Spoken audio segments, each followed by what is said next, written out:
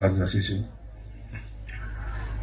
নিৰ্বাচনটো ডিচেম্বৰ মাহৰ প্ৰথম সপ্তাহতে হ'ব বুলি সকলোৱে শুনি পাইছে। ডিচেম্বৰ প্ৰথম সপ্তাহত নিৰ্বাচনটো হ'ব আৰু ডিচেম্বৰ মাহৰ 15 তাৰিখৰ ভিতৰত চৰকাৰটো বনাব।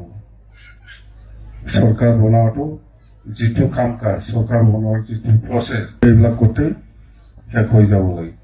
এইটো সকলোৱে শুনিছে। তো আমি শ্ৰীৰামপুৰৰ পৰা আৰম্ভ কৰি মাজবাটলৈকে আছলে চেৰপাং সমষ্টি 40টা সমষ্টিত মই যিখিনি ঘূৰি পেলাই দেখিছোঁ, বিপিএফ দলে মানে সংখ্যাগৰিষ্ঠতা তথা এবছলিউট মেজৰিটি পাই পেলাই চৰকাৰ বনাব। এইটো চবেই গম পাই আছে। যিমানে নকওক কিয়, যেনক এতিয়া এইটো দেৱৰগাঁও সমষ্টিত পৰে এই অঞ্চলটো। আজি মই 40 জন, 50 জন, 60 জন গাঁওবুঢ়া লগ পাইছে। গাঁওবুঢ়াসকলকো আমি অনুৰোধ কৰিছে, আপোনালোকে ইমান বছৰ BTC গঠন হোৱাৰ পিছত আপোনালোকে আজিয়ে প্ৰথমবাৰ মোক লগ কৰিলে, বা ময়ো আপোনালোকক লগ কৰিবৰ কাৰণে সুবিধা পোৱা নাই, বা আপোনালোকেও আগবাঢ়ি অহা নাই। তো ভাল হৈছে আজি আমাৰ সন্মানীয় গাঁওবুঢ়াসকলে নিজৰ নিজৰ অঞ্চলত যিখিনি অসুবিধা বা সমস্যা সেইটো লৈ পেলাই মোক মেমৰেণ্ডাম দিছে। এই মেমৰেণ্ডামটো চাই পেলাই মই নিৰ্বাচনৰ পিছত, চৰকাৰ হোৱাৰ পিছত কাম কৰি যাম। মন্দিৰৰ কথা লিখিছে, গীৰ্জাৰ কথা লিখিছে, ৰাস্তাৰ কথা লিখিছে, ক'ৰবা ৱাটাৰ ছাপ্লাইৰ কথা লিখিছে, ক'ৰবা গৰাখহনীয়াৰ কথা লিখিছে। এনেকুৱা মততে গাঁৱৰ যিখিনি সমস্যা আপোনালোকে BTC গঠন হোৱা আগত যি পৰিৱেশত আছিলে, BTC গঠন হোৱাৰ পিছতো কিছুমান BTCৰ পৰা পাব লগা সুযোগ সুবিধাৰ পৰা আপোনালোকে বঞ্চিত হৈ পেলাই আছে। আপোনালোকেও মোৰ ওচৰত আহি পেলাই সেইখিনি অভাৱ অভিযোগটো ক'বলৈ নিশ্চয় সুবিধা পোৱা নাই, যাৰ কাৰণে সেইটো হৈ আছে। যেনক আজি খুব ভাল লাগিছে, মই আমাৰ গাঁওবুঢ়াসকলে আহিছে, মেমৰেণ্ডাম দিছে, সমস্যাবিলাক মোক জনাই দিছে, লিখি পেলাই যিখিনি সমস্যা দিছে, সমস্যাৰ কথা লিখিছে, সেইটো মই কৰিম। কৰিব নোৱাৰা একো নাই। আৰু আমাৰ হনুমান মন্দিৰৰ আমাৰ পূজাৰী ডাঙৰীয়াও আমাক জনাইছে এই মন্দিৰৰ কথা আৰু স্কুলৰ কথা। এইবিলাক সৰু সৰু সমস্যা, সেইটো আমি কৰি দিম। কিন্তু আপোনালোকে মোক আহিব দিছে, পিছতো আপোনালোকে মোক আহিবলৈ সুবিধা দিয়ক। এই অঞ্চলত অকল এই গুৱাহাটী নহয়, এই জয়পুৰৰ কথা বা বহুত ডবৰাগাঁও এইবিলাকৰ কথা আহিব দিলেহে মই জানিম কথাবিলাক, যে আজি আহিছে আপোনালোকে নিজৰ নিজৰ সমস্যাটো লিখি পেলাই দিছে। খুব ভাল কথা, সেইখিনি আমি কৰি দিম। এতিয়া আৰু আপোনালোকে যিটো অভাৱ অভিযোগত ভুগি পেলাই আছিল, সেইটো আৰু ভুগিব নোৱাৰিম। ভুগি পেলাই থাকিব দৰকাৰ নহ'ব বা ভুগিব নালাগিব। আমি কৰি দিম। গীৰ্জাৰ কথাই হওক, মন্দিৰৰ কথাই হওক, বা স্কুল আৰু স্কুল প্ৰভিন্সিয়েলাইজেশ্যনটো আমাৰ ষ্টেট গভৰ্ণমেণ্টৰ তাত লিখা আছে। এইটো BTC গভৰ্ণমেণ্টে 2016লৈকে যিখিনি স্কুল, কলেজ, LP স্কুল হওক, ME স্কুল হওক, বা হাই স্কুল হওক, বা কলেজ হওক, 2016লৈকে যিখিনি স্কুল ফাউণ্ডেশ্যন কৰা আছে, সেইটো গোটেই প্ৰভিন্সিয়েলাইজ কৰিবৰ কাৰণে অসম চৰকাৰৰ লগত প্ৰপ'জাল দিয়া আছে। আৰু এই হিচাপতে আমাৰটো হ'ব।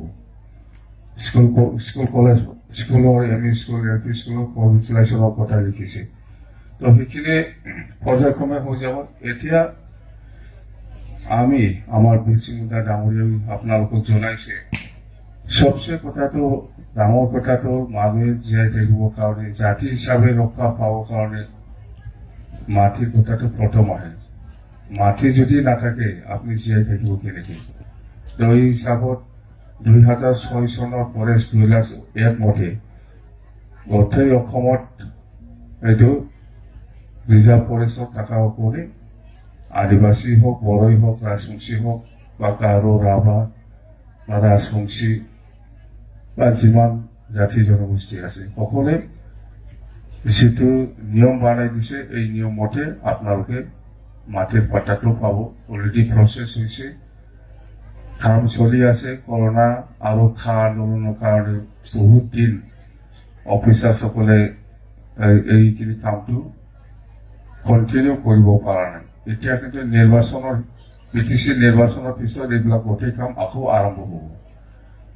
আৰু একটাটো হ'ল যিসকল খাস মাটি বা থৌজি মাটি বা একচনীয়া মাটি বহুত বছৰৰ পৰা আপোনালোকে ইয়াতে আছে, সেইবিলাকক মাটিৰ পাট্টা দিয়া আমাৰ বীৰ সিং গুণ্ডা ডাঙৰীয়াও আপোনালোকক জনাই দিছে ভাবে। সেইটো হৈ যাব।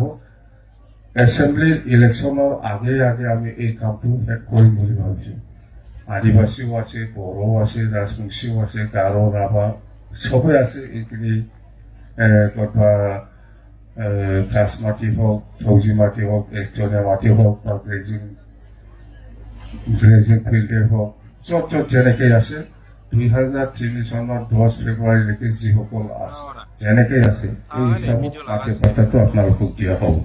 চবকে, অকল ইয়াত নহয়, চব জাগাত মাজবাটতো পাব, ওদালগুৰিতো পাব, চিৰাঙতো পাব, বাক্সা, তামোলপুৰ হওক, গোসাইগাঁও হওক, চব জাগাতে নিয়ম একে সেইখিনিতো। আৰু আমি কি ভাবিছো এইবাৰ মানে চাকৰি বাকৰিৰ ক্ষেত্ৰত বহুত ডিফাৰেণ্ট চবে একচেপ্ট কৰিছে। হয়, প্ৰথম পৰ্যায়ত 5 বছৰ 10 বছৰটো বড়োসকলে যিটো চুক্তি কৰি আনিছে সকলো জাতি জনগোষ্ঠীক লৈ পেলাই, এই হিচাপত আদিবাসী সংগঠনেই হওক বা নেপালী সংগঠনেই হওক বা ৰাজবংশী সংগঠনেই হওক বা অসমীয়া সংগঠনেই হওক বা গাৰো, ৰাভা বা যিকোনো, প্ৰথম পৰ্যায়ত বড়োসকলে বেছি লোৱাটো কোনেও বেয়া পোৱা নাই। কিন্তু এইবাৰ আগৰ নিচিনা নহ'ব। এইবাৰ যদি আগৰ নিচিনা কৰে তেতিয়াহ'লে ইয়াত আৰু বঢ়াব লাগিব। এই কাৰণে আমি কি কৰিছোঁ, এইবাৰ কোকৰাঝাৰ জিলাৰ যদি চাকৰি আছে, কোকৰাঝাৰ জিলাৰ মানুহে ইয়াত ইণ্টাৰভিউ কৰি পেলাই চাকৰি লোৱাৰ ব্যৱস্থাটো দিয়াৰ ব্যৱস্থাটো আমি কৰিছোঁ। ইয়াত কোনোবা বাক্সা বা চিৰাঙৰ মানুহ নাহিব। চিৰাং জিলাৰ 40টা ডিপাৰ্টমেণ্টৰ যিমান চাকৰি ভেকেঞ্চি আছে এই চিৰাং জিলাতে ইণ্টাৰভিউ হ'ব, চিৰাং জিলাৰ মানুহে চাকৰি পাব। ইয়াত কোকৰাঝাৰৰ মানুহে যাব নোৱাৰিব। এনেকৈ সব সাব ডিভিজন আহিছে। 40টা ডিপাৰ্টমেণ্টত বহুত ভেকেঞ্চি পোষ্ট আছে। তো বাক্সা জিলাত যদি আমি ইণ্টাৰভিউ কৰি ইয়াত চিৰাং আৰু কোকৰাঝাৰত বা ওদালগুৰিৰ মানুহ আহিব নোৱাৰিব। বাক্সা জিলাৰ মানুহকে লৈ ইণ্টাৰভিউ কৰি পেলাই তাতে ভেকেঞ্চি পোষ্টটো ফিল আপ কৰাব। চাকৰি ক্ষেত্ৰত আমি এনেকুৱা কৰিম। তো এইখিনি কথাবিলাকতো ক্লিয়াৰ।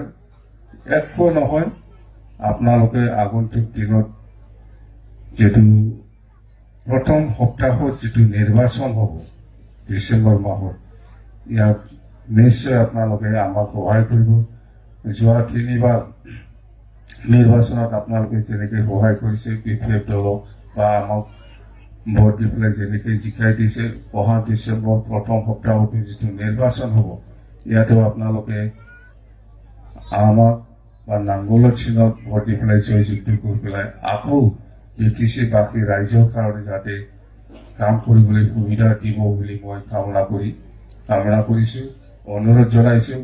আপোনালোকে আকৌ নিজৰ নিচিনা ভাবি পেলাই দেৱগাঁও সমষ্টিৰ পৰা মোক জিকাই আনি পেলাই আকৌ PTCৰ কাৰণে যাতে সব জাতি জনগোষ্ঠীক লৈ পেলাই যাতে কাম কৰিবলৈ সুবিধা দিয়ে, তাৰ কাৰণে মই আকৌ আপোনালোকক অনুৰোধ জনাইছোঁ। PTC বাকী ৰাইজৰ কাৰণে আকৌ কাম কৰিবলৈ সুবিধা দিয়ক। অকল দেৱগাঁও সমষ্টি নহয়, প্ৰত্যেক PTC অঞ্চলত প্ৰত্যেকটা জাতি জনগোষ্ঠীৰ কাৰণে যিখিনি সমস্যা আছে, জাতীয় সমস্যা হওক বা সমাজৰ সমস্যা হওক এইবিলাকক যাতে কাম কৰিবলৈ আকৌ সুবিধা পায় তাৰ কাৰণে মই আপোনালোকক অনুৰোধ কৰিছোঁ। ধন্যবাদ থাকিল সকলো ৰাইজলৈ। ইয়াত গাৰো ৰাভা সকলো জাতি জনগোষ্ঠী আছে, চবে BTCৰে মানুহ। আপোনালোকে আজি এই ষ্টেজত যেনেকৈ ইমান ভাল পৰিৱেশত থাকিছে, ইয়াতে আদিবাসী, ইয়াতে বড়ো, ইয়াতে গাৰো, ইয়াতে ৰাভা না, এই পৰিৱেশটো সদায় থাকক, আমি সেইটোৱে বিচাৰোঁ।